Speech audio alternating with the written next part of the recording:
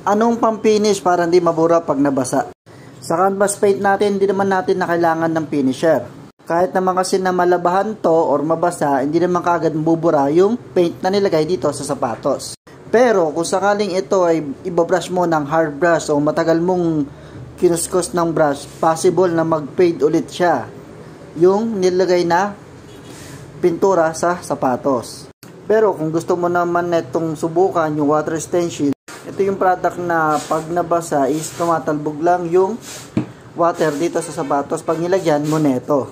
Or kaya matuluan siya ng toyo or sauce, hindi siya kagad magsisiim dito sa canvas material. Kaya ang mangyayari is dudulas lang yung toyo o sauce na mapapatak dito or tubig.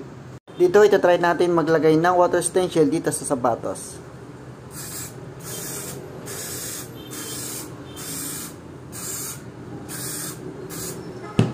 Bali, tukot nga pala yung gagawin natin. Tapos mamaya papakita ko kung paano talaga ito nag-work.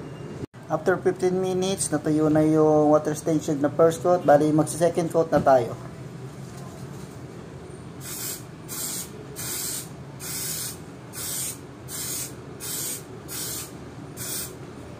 Yan, then patuyuin na lang ulit natin. Dito natapos na natin yung second coat. Ngayon, buhusan na natin ng tubig. Mapapansin nyo, hindi siya nababasa. Hindi nagsisiim yung tubig. Pero kung dito ko siya bubuhusan ng tubig sa may body niya na hindi nalagyan ng water stain shield, yan, mapapansin nyo, nababasa siya ng tubig. Ayan, nabasa ng tubig, tapos itong nalagyan ng water stain shield ay hindi. Ayan.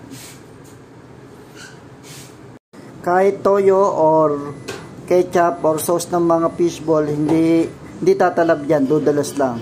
Tulad nito yan, hindi nilalagyan, nabasa na kagad siya. Yun lang.